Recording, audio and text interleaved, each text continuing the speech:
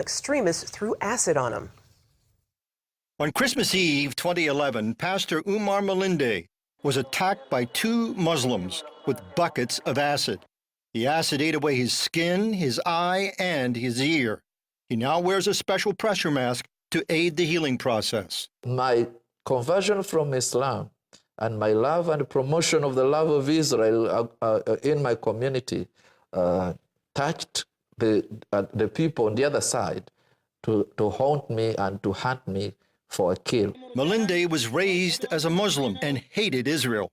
He knew if he deserted Islam, he could be killed, but he had a dream that changed his life.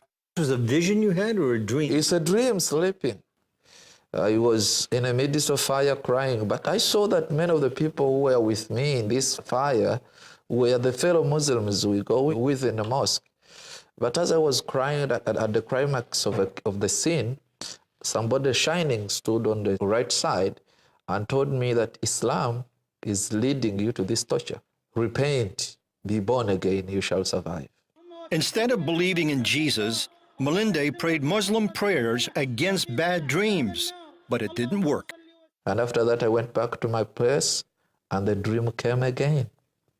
The following day, I took myself to the church, and I gave my life to Jesus. Malinde became a successful evangelist, winning other Muslims to the Lord.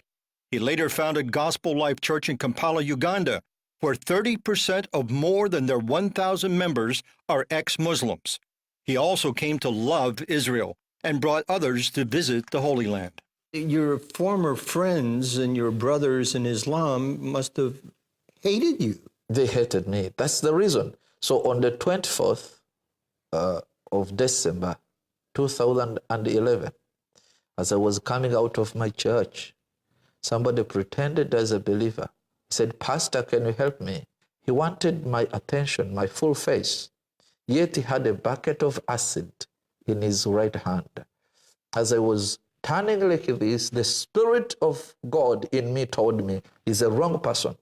So I turned my face to enter my car quickly to drive away. As I was approaching my car, he poured a bucket of acid on my head. Oh.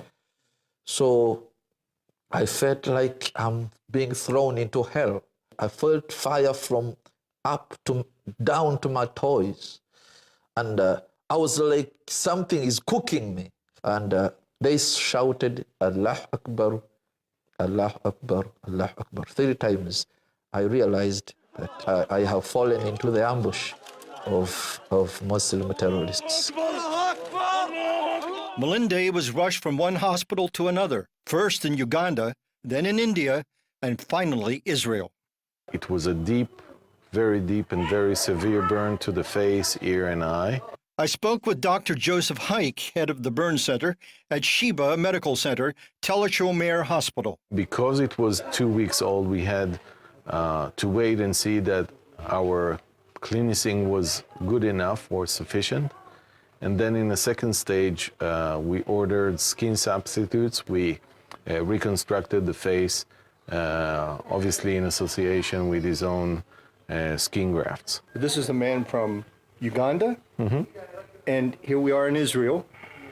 So why would you take him in here? There's no difference, and we do not discriminate between age, race, origin, religion, or whatever. This hospital has a big tradition for many years now to help around the world. What is the prognosis now from here on out? Most of the grafting helped and succeeded in 100%, but unfortunately we'll need further surgeries. Malinde told me that people need to understand that it takes the power of God to spread the gospel and comes with persecution. So you're not angry with God? I'm not angry with God. It has encouraged me to serve the Lord more, to expose the lies. You see, people say Islam is a peaceful religion. But if you say that Islam is peaceful, look at me. Yes. I am the true picture of what Islam is all about. But they say there are radical elements and there are good elements, peaceful elements in Islam as well. But that's not practical, because these radical people, they read what they read from the Quran. And whenever a Muslim does not like something, everywhere in the world people know, they will demonstrate on the street. If not killing ambassadors, they will burn the houses and everything. Melinde says Islam wants to rule the world, and terrorists take their inspiration from verses in the Quran. This verse says, فَقَتِلْهُمْ حَتَّى لَا تَكُونَ فِتْنَةً وَيَكُونَ دِينَ اللَّهِ. Which means Kill, fight, and kill those non-Muslims until when there is no any other except the religion of Allah. how do we, as Christians, in my case, an American Christian from Scotland, how do we fight that? How do we defend ourselves against that? Islam is eating the West because the Western world has compromised and sweet-talking about what is happening and thinking that keeping quiet will solve the situation. But you have to remember, hiding your head in the sand cannot chase your enemy who is chasing you to kill you. How do I love my enemy? If in this case you said you love your enemy, they did this to you. The best way to love your enemy, in this case, to love the Muslims, is to preach the gospel of Christ to them. If we take the gospel to them, at whatever cost, we are loving them.